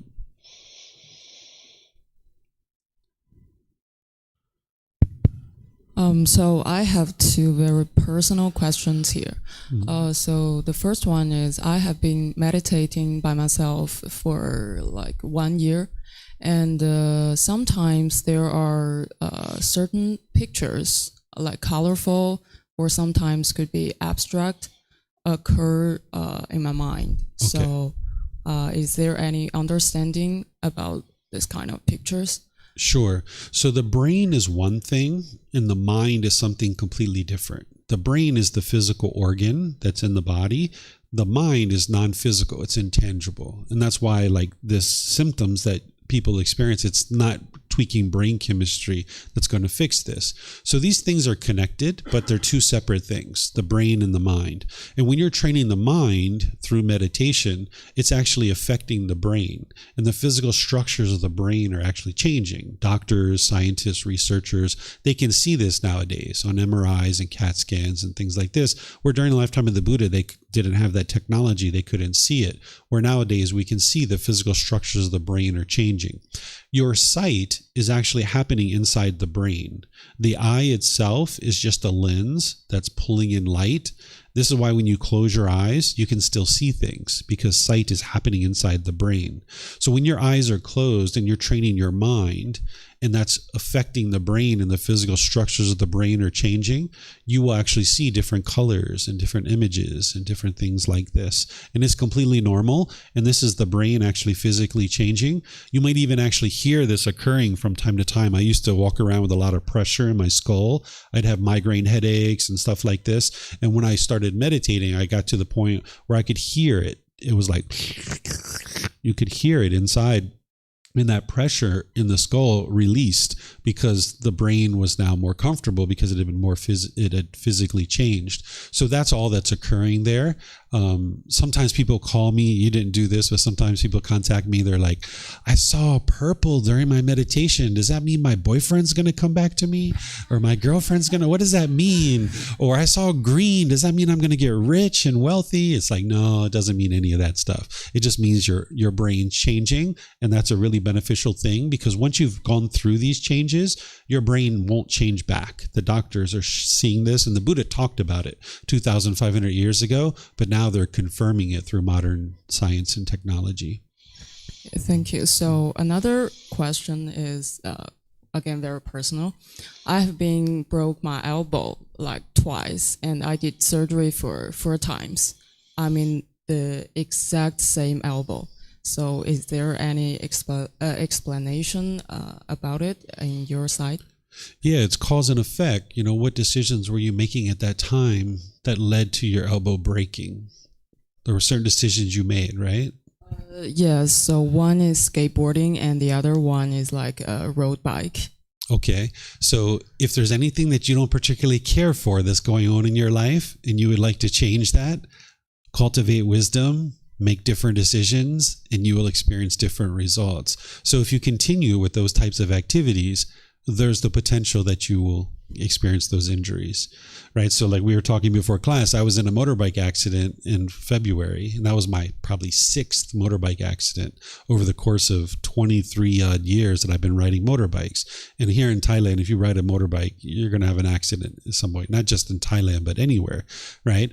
So I decided, you know what, this is going to be my last motorbike accident. And the way that I know that is I don't ride motorbikes anymore, is I have a car now, right? So if you're interested in not experiencing those injuries, you need to make different decisions. It's just cause and effect, right? You made certain decisions and it led to this effect.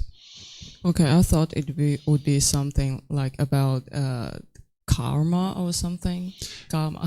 Yeah, karma is the cause and effect, but it's not mystical or magical. That's what people think karma is. It's not mystical or magical. There's no being who's controlling what you experience on a day-to-day life. It's your own decisions. So what the word karma means is cause and effect, or action and result, the results of your decisions. So it is your karma that you broke your elbows, but that's not mystical or magical. That is the cause and effect, that you made certain decisions that led to this result.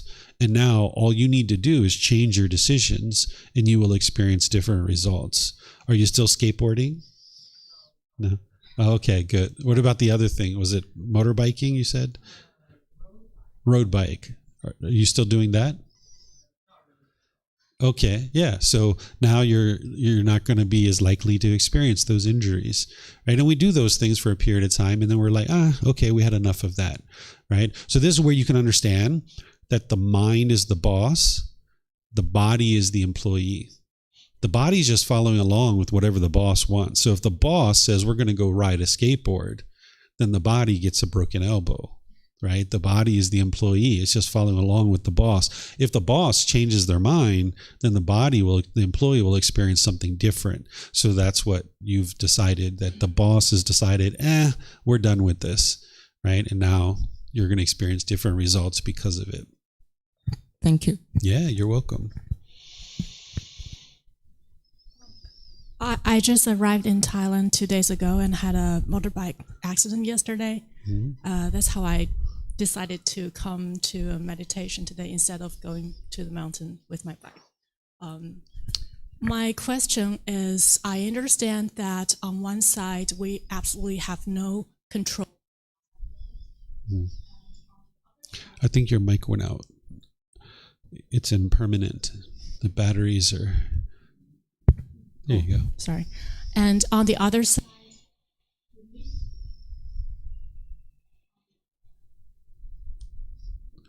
if you set that one aside, we can change the batteries after class.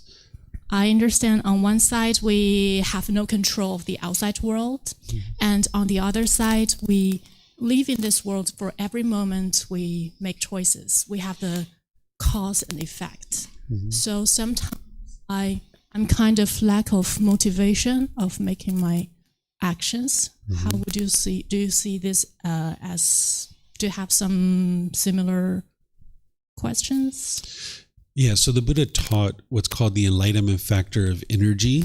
There's these 7 tools that he taught in order to uplift the mind or to bring the mind down into calmness. It's called the 7 factors of enlightenment. It's a tool that's fine-tuning your mind. And it sounds like what you have in your mind is a bit of sluggishness or dullness or a complacency where it's not interested to make certain decisions and go forward with those decisions. So you would be needing to practice what's called the enlightenment factor of energy, where you rise up this enthusiasm, ambition, motivation, this initiative and willingness to do something, this vigor and vitality in the mind. And there's teachings like mindfulness that will help you be aware when your mind is dull and lethargic or complacent. And then you apply what's called right effort to lift up these wholesome qualities in the mind and get rid of the unwholesome qualities. So you would like to be able to apply that, but you need to learn the whole path, which is called the Eightfold Path. This is what's going to give you the full tools to be able to help you to be able to transform your mind. It's not just like the teachings of the Buddha. It's not like plug and play where you just kind of grab like one little teaching and then it's going to magically transform something in your life. Instead, there's an entire path that you learn each individual component of that path, and all of it is working together to uplift the mind and get it to this brightness and radiance and joy that is enlightenment. But targeting what you're describing is that the mind is lacking what's called the enlightenment factor of energy, where the mind has this willingness to do something, this vitality, this vigor, this ambition, this enthusiasm. And this is common in some people's minds that they experience that. And that's why the Buddha taught this. But you need, in order to transform that, you need mindfulness or awareness of mind. And you need a bunch of other tools as well. So I would encourage you and everybody else to start with this first book, which you can download from our website. Like I mentioned, you can take it and go print it. You can get printed versions here by reimbursing us, or you can get it on Amazon. And then you can slowly learn all the tools and techniques that you need to be able to transform your mind. Thank you. You're welcome. Anything else here you guys would like to ask? Yeah, you have a question? Okay. I assume the answer is something to do with the Eightfold Path and just a further practice. But over the past year, I've been trying to eliminate my expectations of everything. And I've noticed instead of completely emptying the expectations, I've instead gone from really high expectations to really low expectations. So I'm almost, I think, consciously trying to protect myself from experiencing suffering by getting ready for suffering. But yeah, I assume it's something to do with a further practice of the Eightfold Path. But yeah. Yeah, what you would like to do is just get rid of all expectations. Yeah. Yes. Right? That's good that you went from high to low, but now you got to go to none, right? And sometimes when people hear that, they're like, hold on a second, but how am I ever going to accomplish anything in life if I don't have any expectations? What you do is you would like to pursue things as a goal, as an objective or an interest. And oftentimes what people do is they set these goals and they think it's a goal. And if they get their goal, they get so happy and excited. But if they don't get their goal met, then they get angry or sad or frustrated or agitated or something like this. That's not a goal. That's a craving, desire, attachment. That's an expectation. That's a longing. That's a yearning, masquerading as a goal. A true goal is that you can work towards a goal or objective. And if you accomplish it, great, that's wonderful. And if you don't accomplish it, that's fine too. You can maintain your calmness and composure. You can maintain your joy. But when you start forming your feelings based on whether you get something or not, that is a craving, desire, attachment. So a true goal, if you're working towards it and you're 80% of the way there and you look at it and you're like, haven't met the goal.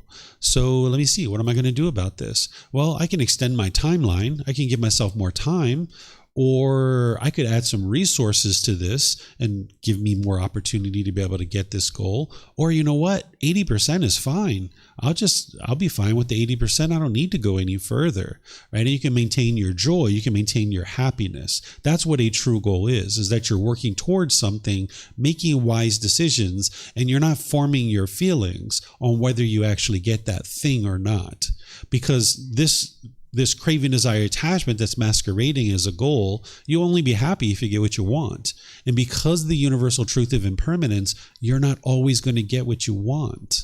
That's the problem that the mind is experiencing. It goes up and down and up and down. If I get what I want, I'll be happy. But if I don't get what I want, I'm going to be angry or sad or frustrated. And in an impermanent world where you cannot always get what you want, your mind's going to be going up and down like this. So you would like to get to the point where you don't base your inner feelings on something external. So you need to be able to spot those expectations and not allow your mind to adopt it. And also, other people will try to put their expectations on you too.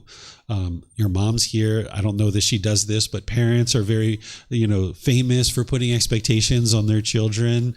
That you might be experiencing that in your life. You might be putting expectations on other people. This is a common thing that people will do. Is they think that if I can control these other people to do things my way, then I'll get that happiness. That's oftentimes what parents are thinking. They think by getting their child to do things a certain way, they think that's their love, because they want their child to have a certain life, and they see their child experiencing certain things in the world, and they want their child to have a certain life, and they try to kind of control what this is. Not all parents, of course, but some parents do that, and that's a common thing, and people are misunderstanding that. They think that that's the love, that if I get my child a very good job and a good education and all these things, that now I'll be happy if they get that really good job, right? But that is conditional happiness. That's going to wear off. So you would like to get to the point where you don't put expectations on others. And then when other people are trying to put expectations on you, you spot that for what it is, which is that's their expectation, and you don't have to adopt it within your own mind. And you are living your own life, and you make your own decisions about what it is that you would like to do in life without adopting other people's expectations. For me, this experience that I'm speaking to is a lot more external based. So just as an example, we're about to go to a monastery for 10 days. Mm-hmm. So it's more focusing on external experiences, not my internal expectations of myself. Mm-hmm. But I obviously cannot control this experience of the monastery. Mm-hmm. So in my mind, what I've done is I've read all of the 1-star reviews as an example to get myself ready for anything that will happen. So I'm kind of trying to broaden rather than going in being like, oh my God, it's going to be amazing. That kind of the other spectrum of the discontentment that you were talking about. So just struggling to completely empty the mind and just go in with absolutely no expectations. Does that make That's what you would like to do. As soon that's what I'm trying to do. As soon as you form an expectation, you're sabotaging your mind's ability to be permanently happy. Because when you set an expectation, it's not going to always meet that expectation, right? And that's what we do to other people. Sometimes in the unenlightened state, you set expectations for others, but sometimes people do that within their own mind for themselves, or like they're going on vacation, you're going on holiday, and you have certain expectations, and now it doesn't meet those expectations. You're like, that wasn't fun. It wasn't enjoyable. But if you just get rid of those expectations, you're like, hey, I'm just going to go to Chiang Mai and see what happens. And I'm going to go have a good time and see what's going on. Now you enjoy everything because you didn't have an expectation. It's like, oh my goodness, look, there's something over there. Let me go experience that. Oh, wow. I had no idea that this thing even existed. Wow, this was enjoyable. Oh, wow, look at that thing over there. Let me go check that thing out. Oh, wow, this was really enjoyable.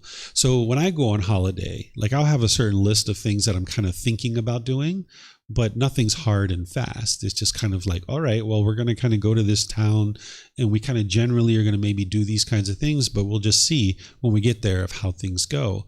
And then there's no expectations. Like even if the hotel looks so beautiful online, you don't know how it's going to look when you get there, right? You just kind of like let all that aside and you just show up and you see what's going on and you just enjoy the present moment. Yeah. Any other questions?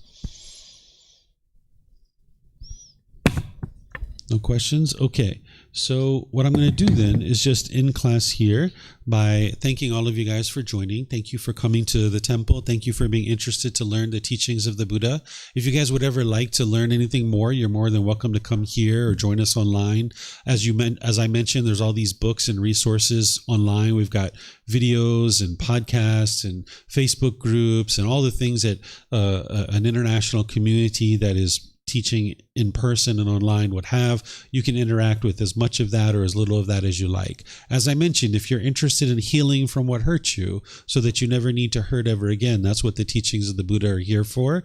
And I'm motivated to be able to help you accomplish that. So if you would like help to learn how to get to this peace and joy, which is a permanent mental state, all you need to do is reach out, and I'm here to be able to help you.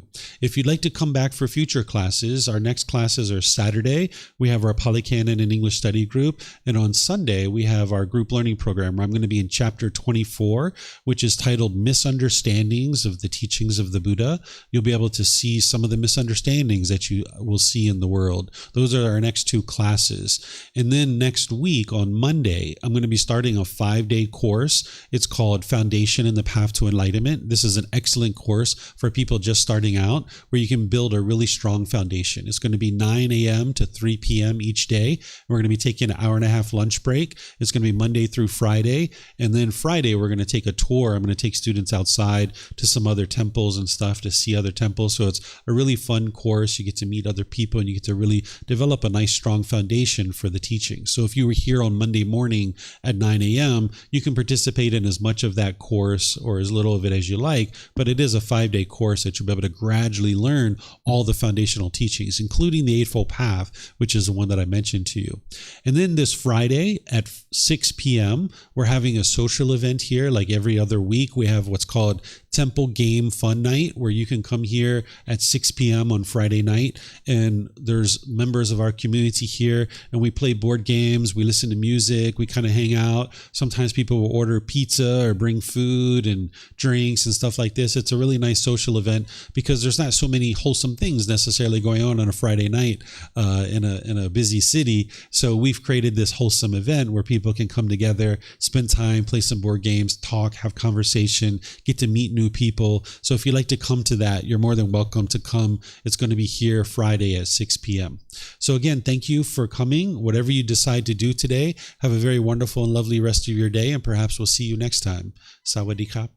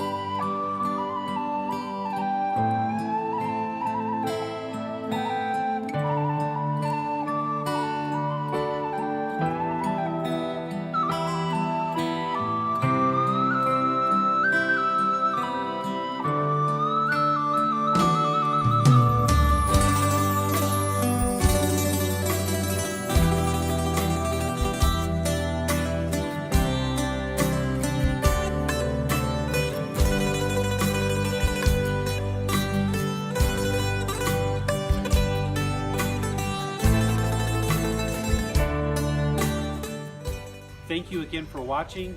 Enjoy your meditation. Look forward to seeing you online and answering any questions that you might have. Thank you so much.